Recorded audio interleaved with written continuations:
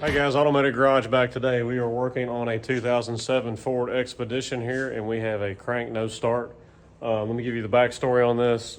Customer ran it extremely low on fuel, took it to the fuel station. I think it actually ran out before they got to the fuel station. But anyways, got there, and I don't know if they got it pulled there or what, but put fuel in it, and it still wouldn't start. They primed the pump, primed the pump, primed the pump. I actually called me. I said, just cycle the key several times, see if you can prime the air out of the system, and maybe it just sucked that much air up in it. Nothing. I explained to them how to pull the air box lid off. I said, just give it a little shot of starting fluid and see if it'll hit. I said, if it hits on that and cycling the key and everything else doesn't do anything, then you got a fuel issue. You're running out of fuel or not getting any fuel. So, they tried that, and explaining them to take the airbox lid off was not easy. So anyways, it's here now, got towed here. So we're gonna go over, checking all this out, going over it, and seeing what we got going on. All right, so we're hooking up our auto ingenuity here. We do have a check engine light. Geez, focus. Check engine light, low tire pressure, ABS. Last time I worked on this car, ABS light was on also. It was actually the ABS module. They opted not to replace it right now and live with the light. So we're gonna see what we have here for codes. Battery voltage low. We have a C1095 pump motor circuit failure.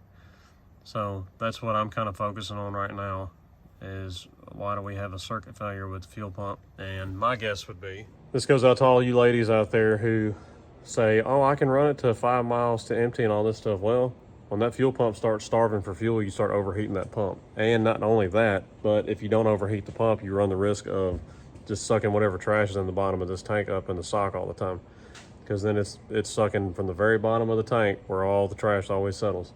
So let's check some more stuff out here. So I'm gonna kind of try to break this down for somebody that just has a basic scan tool that would have given you that code also, but it's not bi-directional for you to be able to turn stuff on and off. So let's go after this problem now. So let's think about what would keep the fuel pump from running. So we got some relays and some fuses we can check here pretty easy. And we're right here under the hood. So you wanna check 18, your fuel pump relay, and you can swap that with any of these if you want to. This one right here is the AC clutch cool relay. You can swap those two. Say it was that, you can get somewhere without your AC working. Or look at the others. I can't even tell you what these other three are off the top of my head, but that's the AC right there. You get fuse 32, which is your fuel pump fuse. That's a 20 amp. I already pulled it also. It was fine. And then you have a fuel coil relay, which I think this is 71. Yeah, 71, 5 amp. It's fine also. So, and also when you turn the key on, I had somebody in the car turn the key on, turn the key off, you feel the relay clicking. You can feel the difference between these. You can put your finger right on it and tell if it's clicking or not. So it is clicking on. So it's attempting to send power back there. The computer's telling the pump to run. Next thing we can do also, they put a fuel pressure gauge right here on the fuel rail. Turning the key on, everything does nothing to give us any fuel pressure here. Other thing you can do, which is starting out, if you were at the fuel station having this problem, is you can pop your fuel cap. If you have somebody that can do it for you, put your ear right here, plug your other ear, have them turn the key on, see if you hear the pump running, which normally you can faintly hear this pump run. It's not super loud, but you can see if you heard your pump running in the tank there. So with the bi-directional scanner, you can turn your fuel pump on. And we have an error, but I actually heard the relay click under the hood there when I did this. And with the pump on, it's still commanded on, we're still getting no fuel pressure. So at this point, we've checked all we can at this point without getting real in depth on, was it a relay, was it a fuse? Do we have fuel pressure? Do you hear the pump running? We don't have a pump running on, we don't have any fuses or relays not working. So the next step is we're gonna raise it up on the lift. We're gonna drop the tank. We're gonna see if we have power getting sent to the pump. If there's power getting sent to the pump, then it's simple. Then at that point, you know it's the pump. So let's get this up on the lift, drop this tank, and see what we got going on with the pump.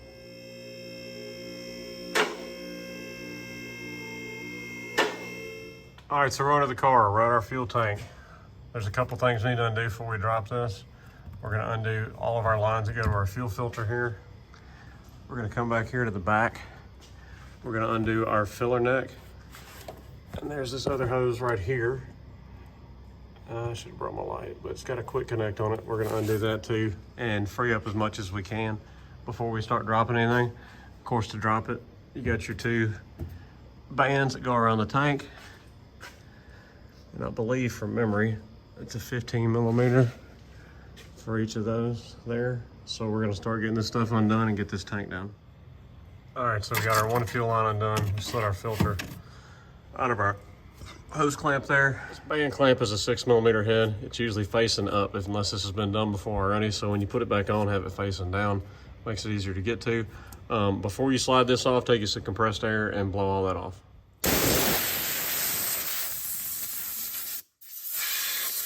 All right, we've undone our other connector. It's a double push connector.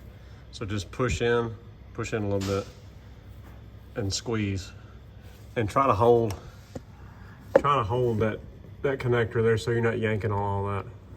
All right, last thing before you drop this tank, you have to undo these two lines that go to your evaporative system here. And what we're gonna do first is we're gonna take this front bolt out. Just barely loosen the back one, take the front one out.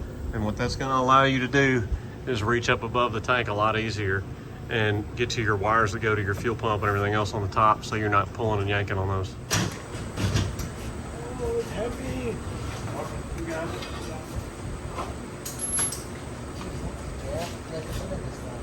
That's four. Can you let it down one more length? Hang on.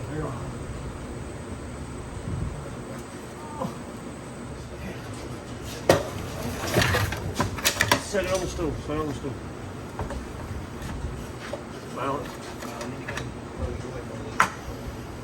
There we go. That is a lot more than 5 gallons. It's heavy. All right, so we took our voltometer.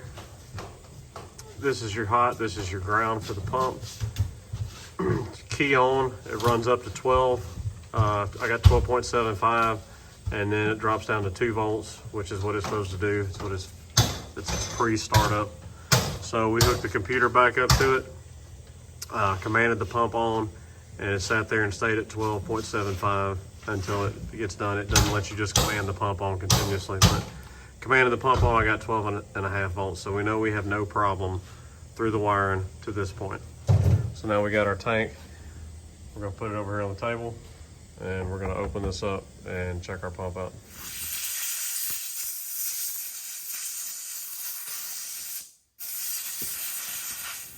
All right, so on these connectors here, you pull the outer end, you push that inner out, and it comes off. Same thing. Push, pull. You got both of those off. This one's just a push, and you pull it off.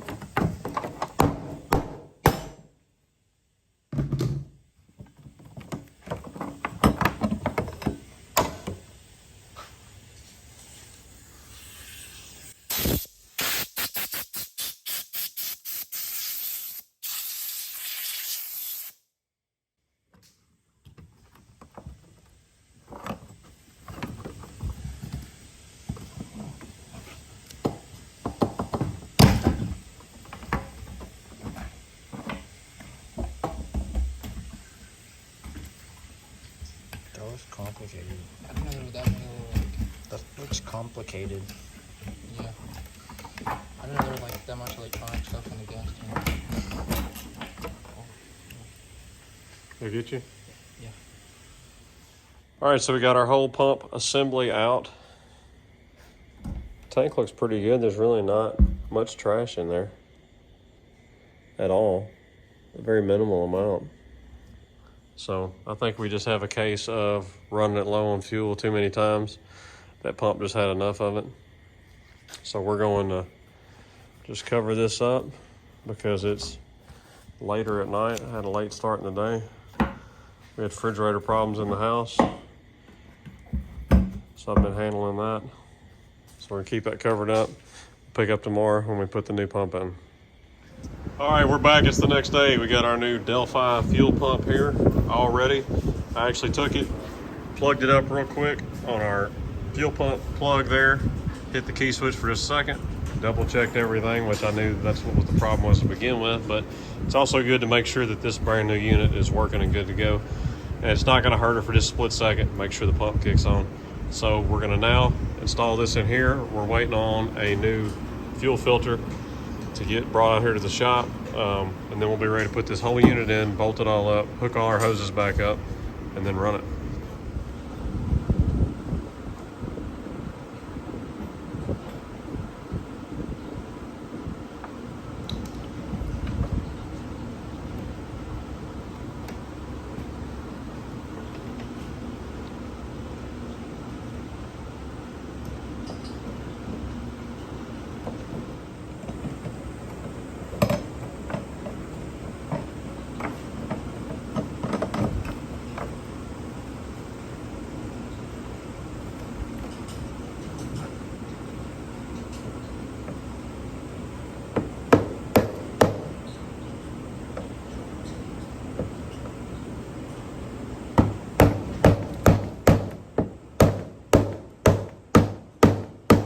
All right, we got everything fastened on.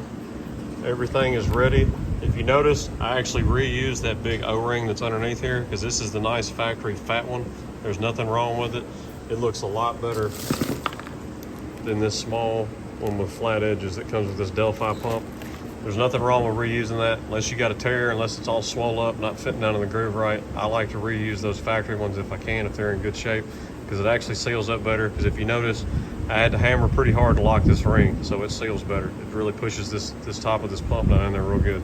So go with that. Me and Gary are gonna stick this tank in there real quick, and then it's just a matter of putting all our hoses back on, tightening our band clamps up, throw some fuel in here, and crank her up.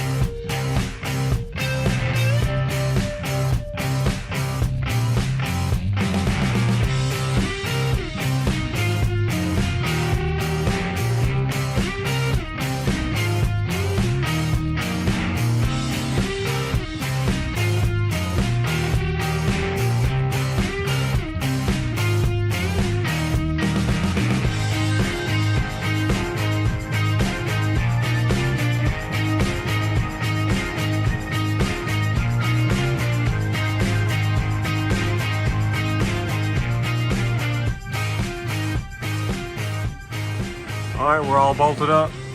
New fuel filter. All our evaporative system lines are connected. Connected the filler neck back up.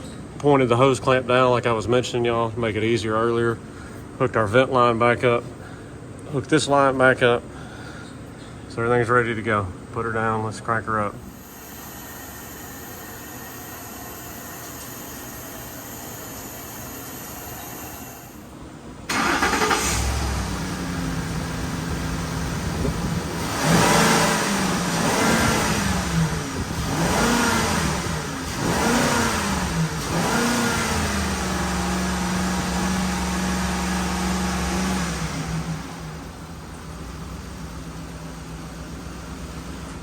So guys, hope y'all enjoyed the video on replacing this fuel pump on this Expedition. And for all you ladies out there that like running these things really low on gas, don't do it. It's not worth the cost. Just put some gas in your car.